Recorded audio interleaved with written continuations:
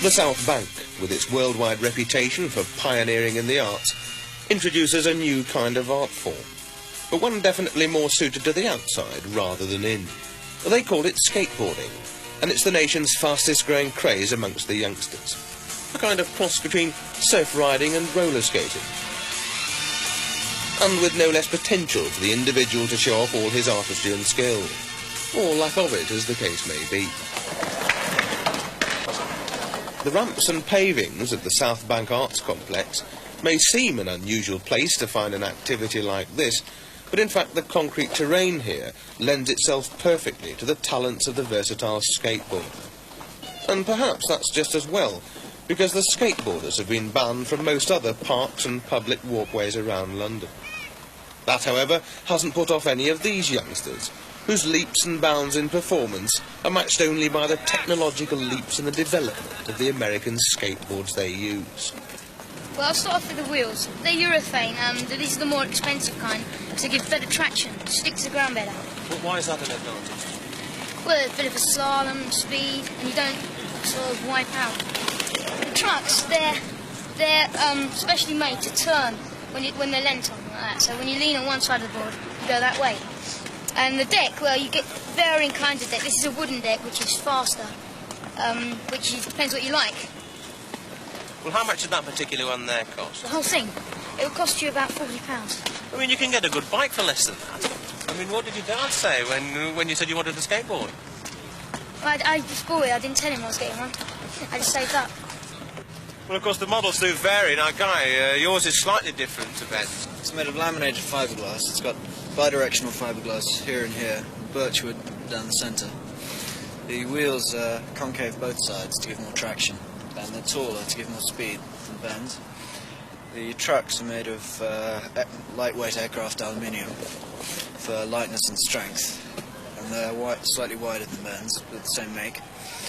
The whole thing costs about £60. Well, there's a tremendous amount of research gone into these. They're obviously very, very sophisticated things. Not toys by any means, but... Well, they are sophisticated, yes, at the top end of the market. What's the knack? Just keeping your weight central, really. I mean, for instance, how long did it take you to pick it up? About a week, I suppose. It's one of those pastimes where before you can show off your skills with pride, you've got to suffer a few falls first. When I first came here, a lot of very good people here, and I didn't know how to do it. And, well, I sort of started doing what they were doing, but of course, they practiced them for ages, and I fell off a lot of times, hurt myself. I mean, you must pick up a lot of cuts and bruises doing this. Yeah, I can't. It's on my shoulder there. It's really nasty.